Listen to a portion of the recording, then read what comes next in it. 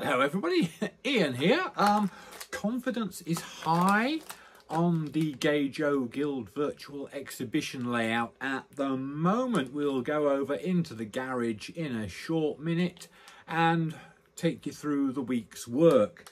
At the minute I'm wondering about the how to make the contact between the Fiddleyard cassettes and the layout. I've got some copper clad sleeper strip here, I've got some spade terminals here, I've got some rail joiners. I mean, I don't know, still thinking about that one, but let's go into the garage and let's have a look at what I've been up to. So here we are in the garage again. It's cooled down a little bit, still a little bit warm out there, but today the plan is to drill the holes for the dropper wires, solder the dropper wires in place, so by the end of the afternoon I should have the whole layout wired up properly. So let's get on with it. Soldering being notoriously difficult to film, I decided I wouldn't bother filming it, so just take my word for it. I soldered all the dropper wires in place, as you can see from this picture of the underneath of the baseboard. Here we are. It's a momentous day here at Northcote Station on the East Lincolnshire Light Railway. The track is down and wired. A lot of scenery is in place. So we are here to witness the running of the first train into the station.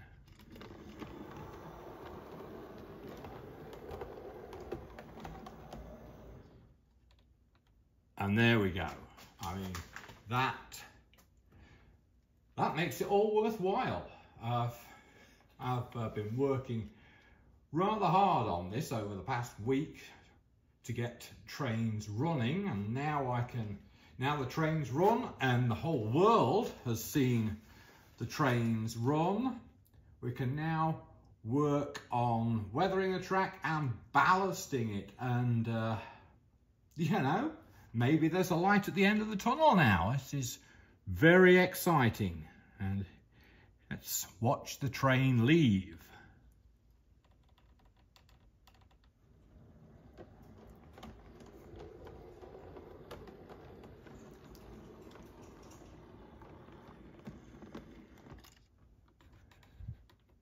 Of course, it stops just out of shot because the Fiddleyard cassettes are not wired up yet, but everything looks so good. Let's take a look from another angle.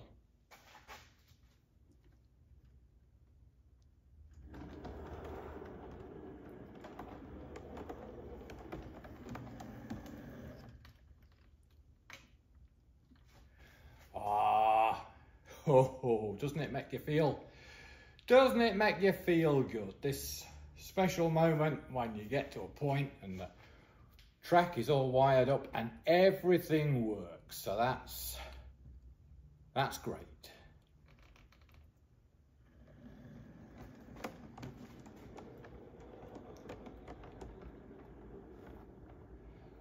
And just to prove that the whole thing works, we will shove the coach into the good siding.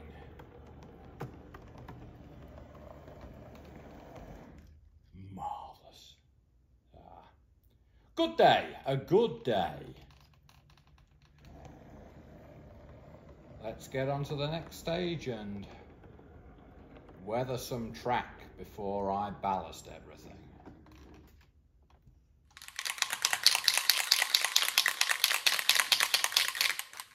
Okay, here we go. Wish me luck. Just going to be a quick dulling down coat of, I think it's olive drab or something, but it's colour I've used before on my other layouts, GN15 layouts, HO scale layouts. So it's a tried and tested method just to get rid of the brown plastic and just then be able to work washes of other colours in. This is just going to kill the shiny brown plastic colour. So let's go.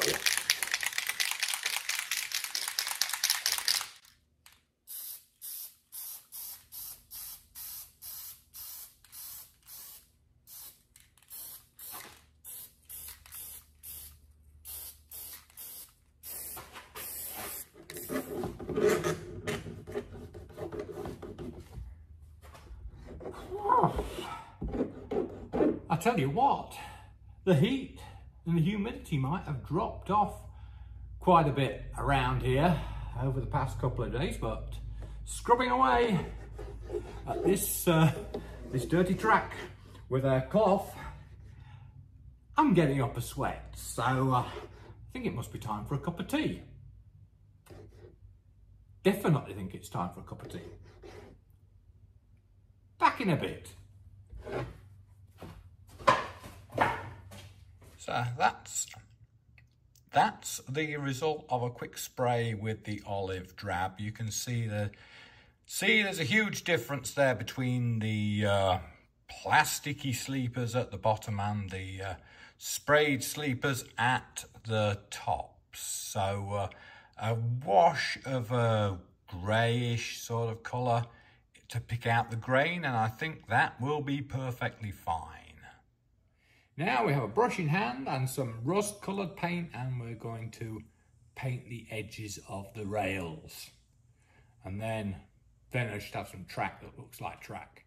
First, rust paint is one of those things that's like terribly subjective.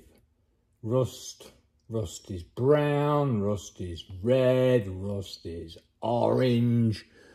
Rust can be all kinds of colours, so I just settle for a colour that calls itself rust out of the packet, out of the container, and this is Revel Aqua Colour Rust, and well, it will do for me. Of course, the great thing about having a micro layout is that detailing like this does not take a lot of time. Not relatively speaking anyway. I might have all the track on the layout done inside an hour.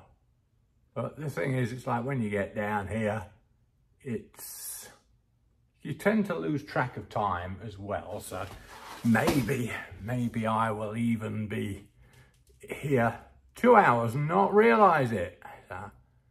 Who knows?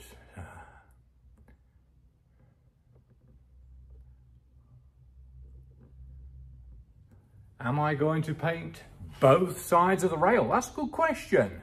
There are places where I might need to paint both sides of the rail. There are definitely places like alongside the platform here. We don't need to paint both sides there, so we will just do the one side, the side that the viewing public sees. Well, wow, that's really made a difference to the track.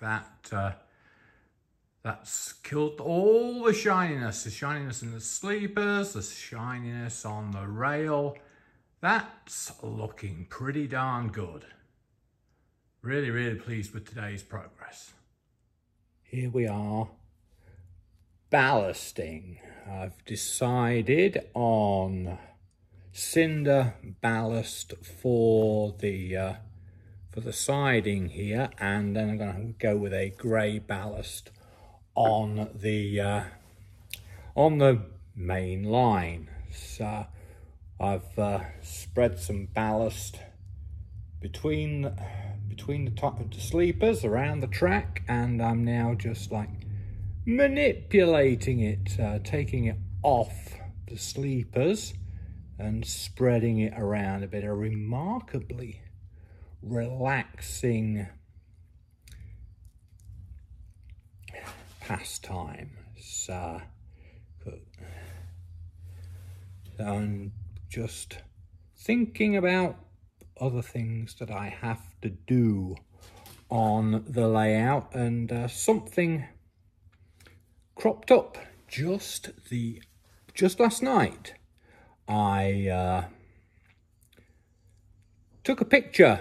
Well, I took this picture earlier on yesterday, and I think we can say that there's a real light railway atmosphere to this picture. And well, I looked at it, and that bare baseboard that you can see behind the grasswork there, it kind of like starts to look like a country lane.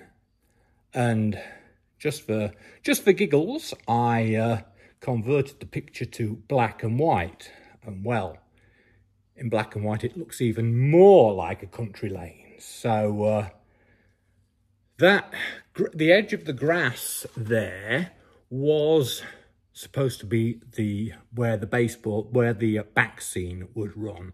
But now I kind of feel like I need to get a bit of country lane in the back there. So I'm mulling over that right now while I'm doing this ballasting. Decisions. Now we have the ballast setting. Nothing too mind-blowingly exciting about the ballasting method. Just spread the ballast as you saw, and then soaked it with IPA, isopropyl alcohol, and then gave it a good soaking in Woodland Scenic cement. Just waiting for that to set now, and well, we'll see what that looks like tomorrow. But for now, that is good enough for me. That's been a good week's work, and well, we will see what next week brings. And so, take care. Happy modelling.